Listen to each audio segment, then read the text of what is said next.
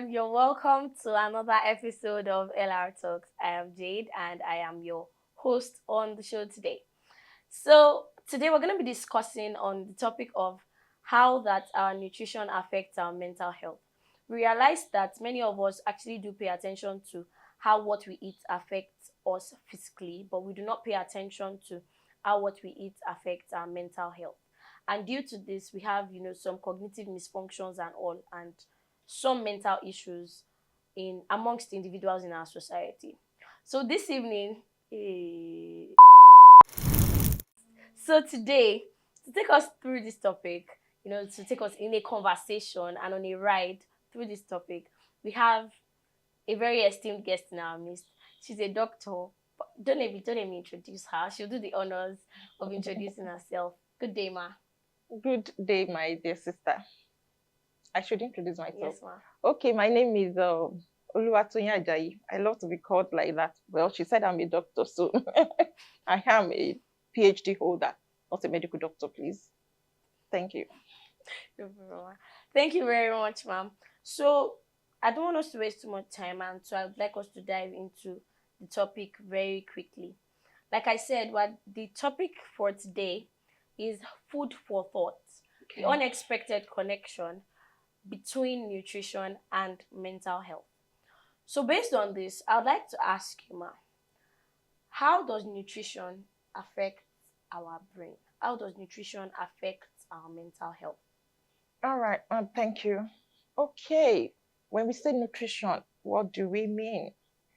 All right, so whatever we take in that, satisfy our hunger and that we can get nutrients that the body needs to grow from is what we call nutrition. So when there is a saying that goes by, we are what we eat.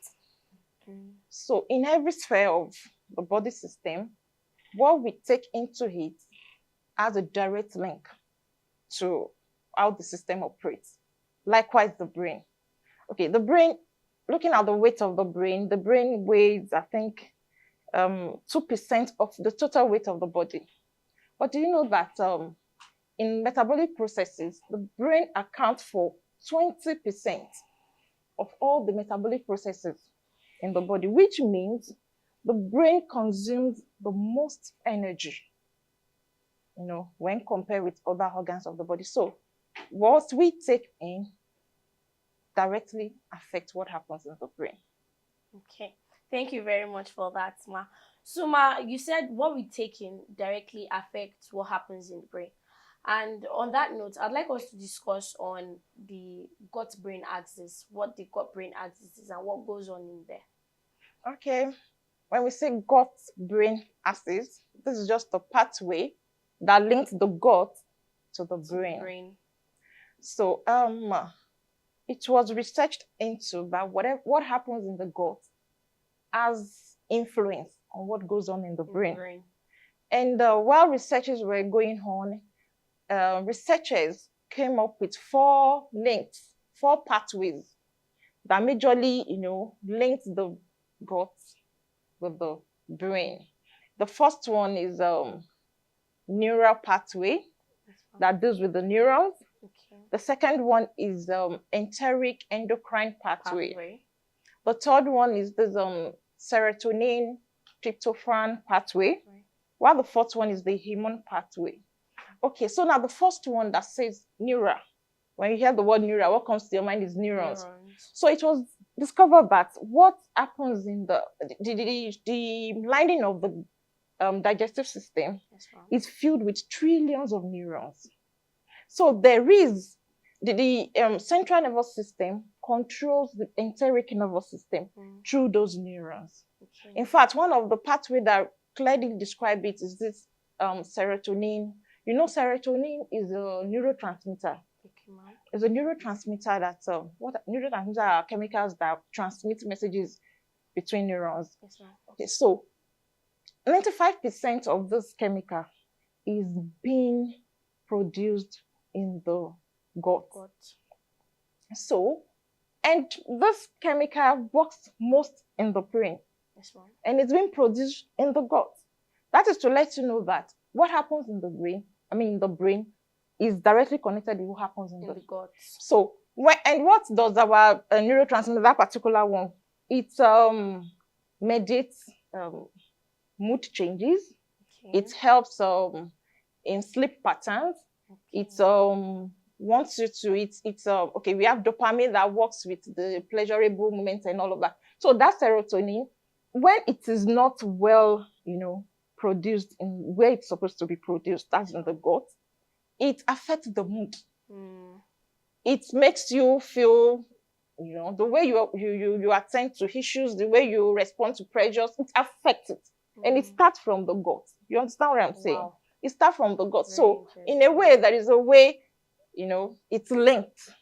For that of the enteric endocrine system, it was discovered that what happens in the gut, I don't know whether I'm speaking too much about chemistry now, but what happens in the gut has an influence on the hypothalamus and pituitary axis, which is responsible for the secretion of most of the hormones that helps in the metabolic activities of the body, like glucagon.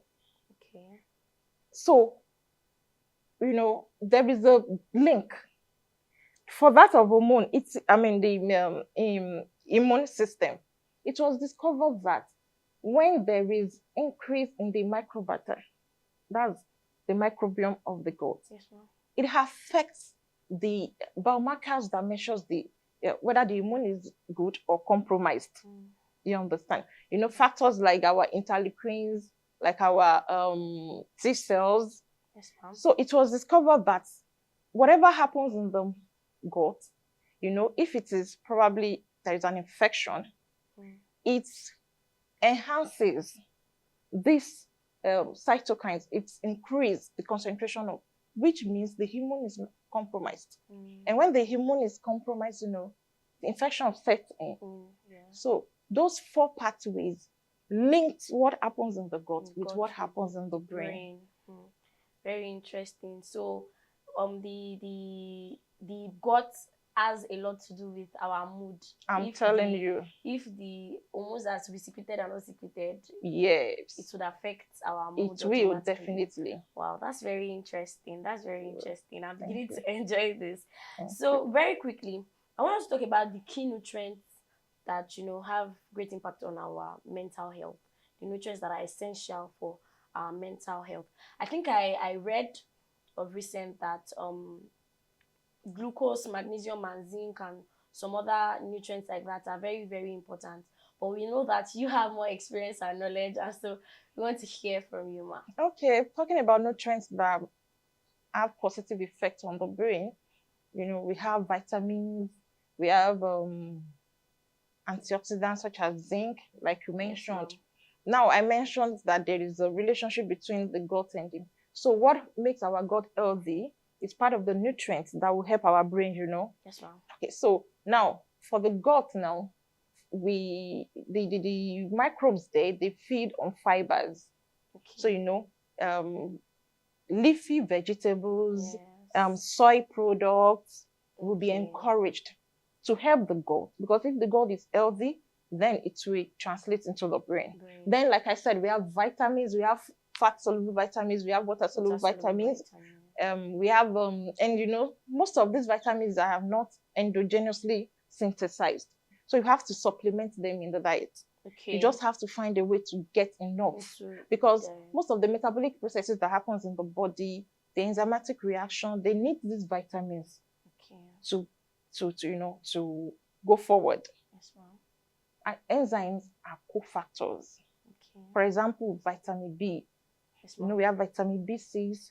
Vitamins B, is a complex. We have 8 of them. Yes, so for vitamin B6, vitamin B9, vitamin B12, they are very good for the brain. And what do they do? Like I said, most of the enzymatic reactions, when we need enzymes to catalyze the reactions in the body. But for these enzymes to work, they need cofactors. They need coenzymes. So our vitamins, they act as coenzymes to help. When we began this discussion, I said the brain accounts for 20% metabolic. A whole lot of things goes on in the brain. Even when we are sleeping, The brain is not sleeping. It's working. It's always working. When you eat before sleeping, your stomach is full and all of that. You wake up in the morning, you're hungry again. You should ask yourself, what happens to the food that I ate before I slept? You understand? So processes goes on. And in all these processes, we need enzymes to catalyze this. And for these enzymes to work, we need vitamins to act as coenzymes. We call them coenzymes. That, they go from coenzymes to holoenzymes, then to, so they are very, very essential. Then we have omega-3 fatty acids, No, I'm with you, ma'am. It's all right.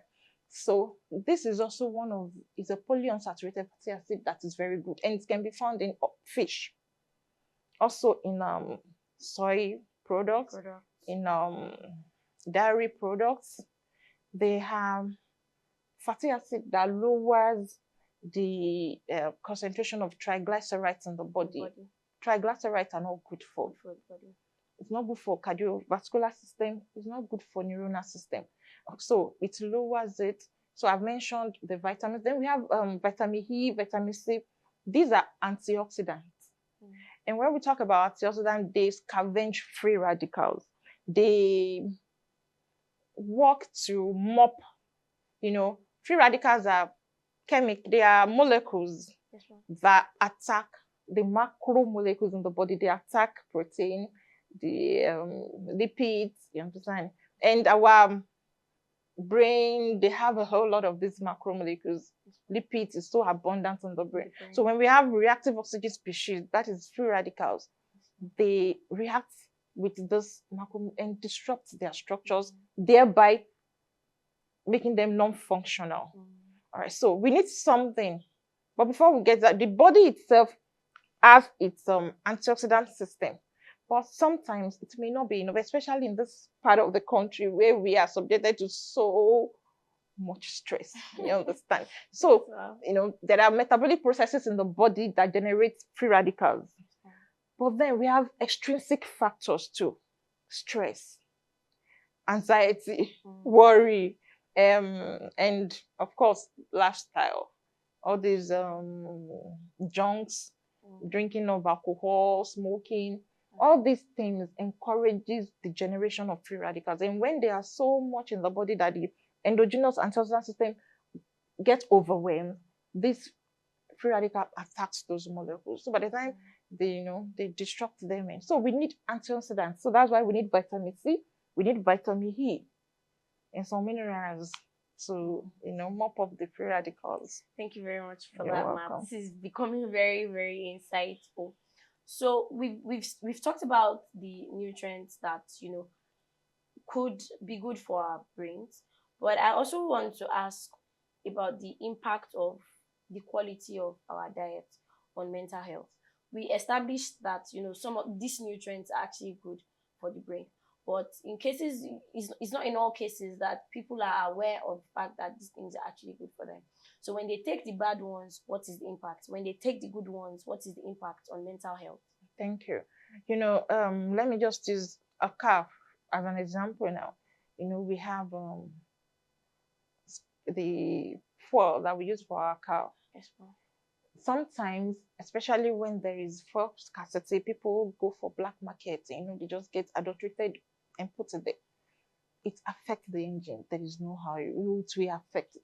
So when you take something that is of less quality, automatically you get the wrong result. Yes. So things are expensive, but we are encouraged because you will be responsible for whatever happens to you. Yes. You are responsible for your good health. So we should endeavor to take them like I've mentioned, all those things, we should supplement our diet with it. We should be intentional about taking those things, because it will make you look good physically. It will make your cognitive sense to be sharp. I mean, it will increase it just cuts across. You understand? Even our children. I remember there was a time I had a discussion with one of my doctors, and he was like, if you want your boy to have a sharp brain, I mean, there are some things at a certain age that you just have to introduce into his diet that will make the cognitive system to be very sharp. And so he was telling me, in fact, breastfeeding for a certain amount of years, he would tell us that you must continue to breastfeed until your child is 3, 4. How about now? You understand? But they did some experiments, and they are with human beings. They subjected some pregnant women to some vitamins, and when they gave birth, after exclusive breastfeeding, they mandated them that they should feed their babies for. You need to see those kids now; they are so smart. So it is whatever it's garbage in, garbage. So whatever you take, you will see it. You will see it. And our youth, the way people feed now, especially students and all of that, they just want fast food. They want to take donuts and sugary and just no time. All of these things, they have a way of generating that reactive oxygen species that I mentioned. Yes, ma'am. And when they are being generated excessively, it destroys so many things. It makes you age faster. It makes you forget things. You will see a 25, 30-year-old asking, where did I put this? Mommy, you just left it here now. You understand? It makes you, forget things easily. You're not, at alert and all of that. So it affects. Thank you very much, ma. Thank you so much, ma. So we've gone through a lot, and we've established the fact, again, I'll say that again, that we established the fact that there are certain nutrients that are really good for the brain. Now, we want to talk about the gut. Okay. Now, gut health, obviously already we know that it affects the brain. So how can we maintain proper gut health such that the hormones that are to be secreted are secreted, the actions, the processes that are supposed to go on in the gut are going on perfectly, and the mental health is not affected, the brain is not affected in any way. So how can we maintain good, proper gut health? Okay, thank you. Like we mentioned earlier, the gut, it's made up of many bacteria. Yes, ma'am. We have the good one, we have the bad ones. Yes, ma'am. And we are in a symbiotic relationship with these bacteria. We are helping them, they are helping us. They help fight against even the bad bacteria and all of that. So we need to feed them. We need to make that environment healthy because we need them. You understand? So part of the things that make them thrive is fiber. When you take enough fibers, it helps them to stay healthy. And that's your vegetables, when you take, apart from the juice that comes from your orange, that fleshy aspect, oats, thank you, and so many other food that contains high fiber is good for the gut to thrive well, to be healthy. So fiber makes us, maintain good health in our gut. Yes. Thank you very much for that, ma. So we've gone through theory. Now I want us to make it practical and bring it to the real world now. We need practical tips, actionable tips, things you can actually do.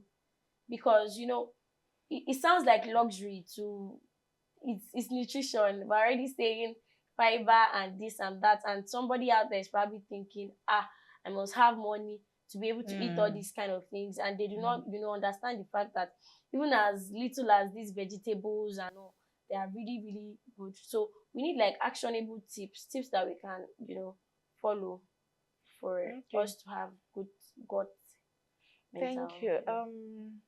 While I was coming, I was thinking that the rate at which marriages get scattered these days, the rate at which youths think of suicide is alarming compared to those times.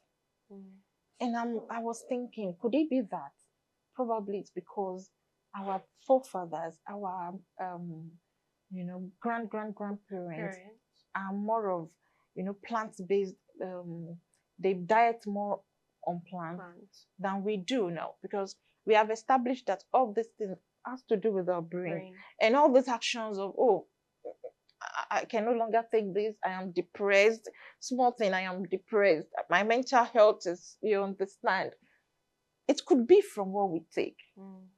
Because then those women, they are not even thinking of leaving their marriages. They are not, probably should I say they are not depressed? They are not thinking of suicide. They love their life. They love their lives. So the things they were hitting then, you know, has a great impact on the way they were thinking. So practical tips. Let's go back to the farm. Honestly, we need to encourage farming a lot more. We need to plant many things at our backyard and just pluck and cook. We should be intentional about how we eat. That's just it. It's whatever we take in that, you know, we become. So let's be intentional about it. For instance, I have a very close my husband, let me just put it that way. He will not take any food without vegetables. He will not. You must add vegetables to his diet. Whether, you know, it may not even be so plenty, but you just have to add. So most times I'll just go to the back of the house, pluck some ewuro, wash it. I have ugu, I have ewedu, I have things I will just pluck and I will know. So we must be intentional about what we eat. We must cut down on this sugary stuffs. For some of us, you know, whenever we are stressed like this, the next thing that comes to our brain is a chilled bottle of Coke. But, you know, you can just find a way to, you know, do some probably watermelon juice, hold it in your backpack and go to the class with it. They are not so expensive. You don't have to break the bank before. And, you know, sometimes if you have the money, you can go on this supplements. We have vitamin E, those soft gels. Yes, ma'am. We have vitamin C, cod liver oil. We have them in capsules now. Yes, ma'am. And they are handy and not so expensive. You know, if we, you know, I was discussing with a colleague a few days ago that, wow, we are working, right? Yes. We are working, we want to live long. We want to eat the fruit of our labors. But as we are doing, for us to live long, we have to be mindful of what we take. No matter how, should I say, expensive, we have to know that if we are going to enjoy this work that I must talk, we have to eat well. Yes. So it shouldn't be too costly for you to get some of these things and incorporate them into, you know, our meals. So thank you very much for that. So nutrition is not expensive. It's just the intentional steps that we actually take to get a proper diet. So I want us to talk about ideal meal planning. Like I said, I want us to go practical. You know, some people, whenever they see food, they eat food. And as far as I know, there are times you should not eat. There are things you should do before eating. There are things you should do after eating. You know, proper meal planning. There are things you should not combine together. You know, for balanced diet, you know, and preparation as well. I think I was talking to someone recently, and so like some people, they don't wash their hands before cooking. Once they just enter the kitchen, they've carried the vegetable, they're already cutting and all of those things. So, you know, ideal meal planning and preparation such that, you know, we're not affecting the health of our gut and in turn the health of our brain as well. Thank you. Well, let me start from the hygienic processes that we should ensure while cooking. You see, in fact, your environment while cooking has its way to either encourage you or discourage you. When I get into my kitchen, the first thing I do is I want everywhere to be clean. I want everywhere to, because that's what makes me want to cook. That's what encourages me to, you know, cook. So we should ensure that, and when we get back from our workplace or class, the first thing that I expect that we should do is go straight to the bathroom. You know, I don't know how people do it, so that you know, and because you just have to just remove all those things because it makes you feel like you're not clean. So, after that, you can, of course, go and make sure everywhere is clean. One other thing that we should ensure while cooking is the moment you're cooking, you're using this, wash it. When you're using this, wash. It helps to maintain a clean environment. By the time you piled everything up, you will just be tired by the time you are done cooking and you won't be able to wash again. You may not be able to wash again. But while cooking, you're washing. So the moment you use this, you wash and keep. So it helps a lot.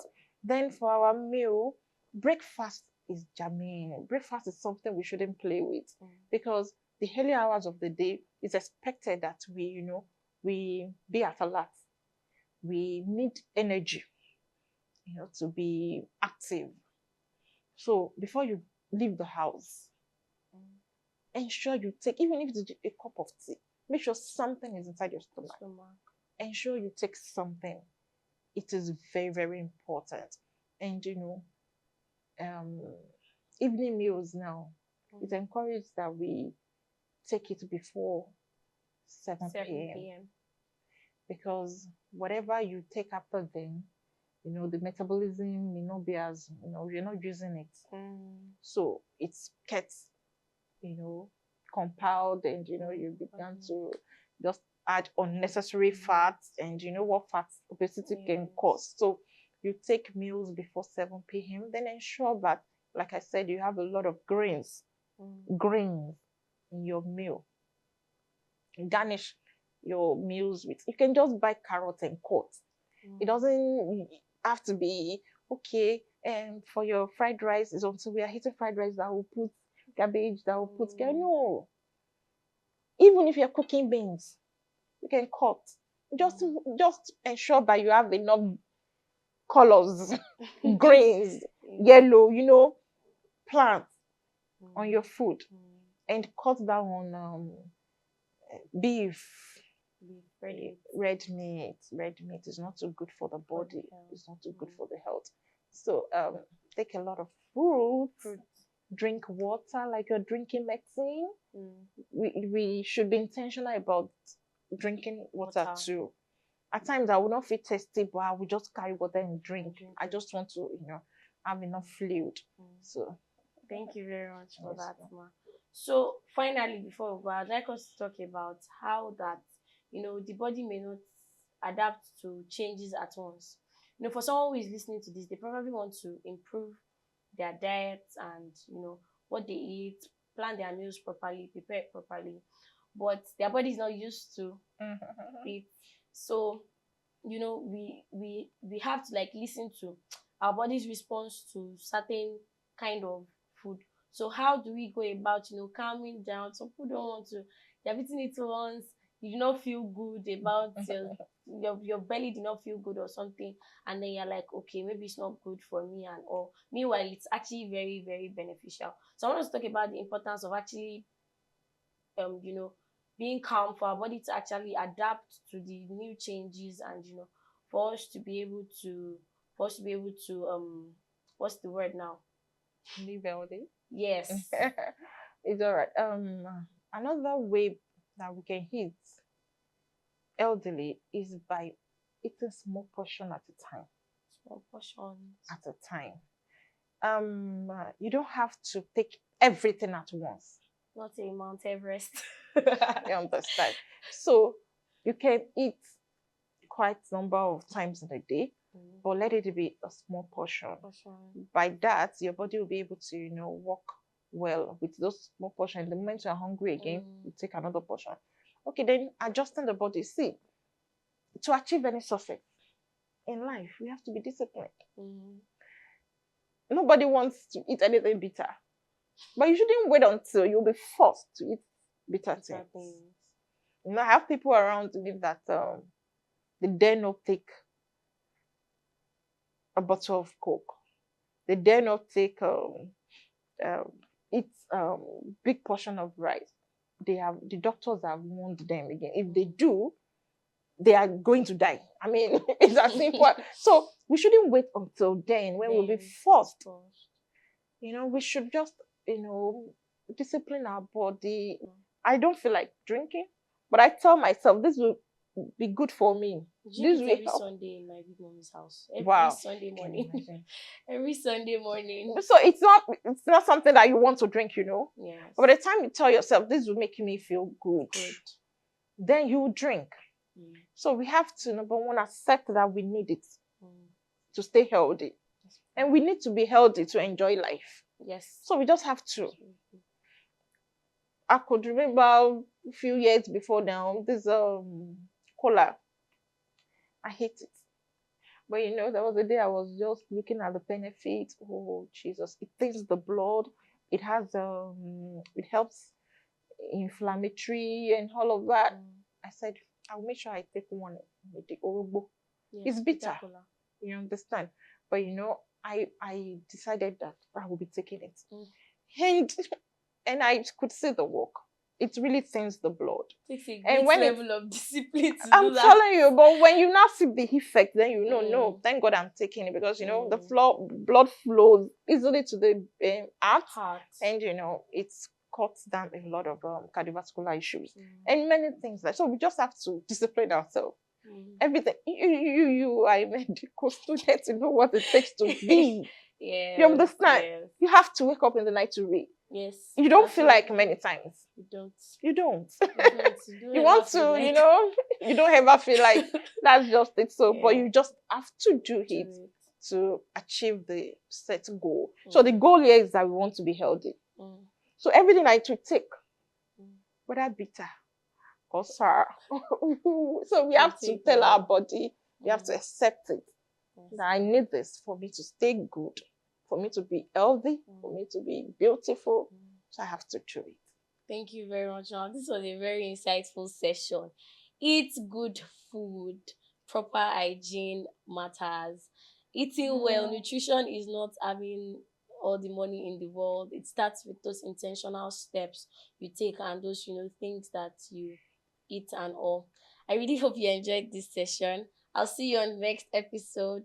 I remain your host, Jade. Bye.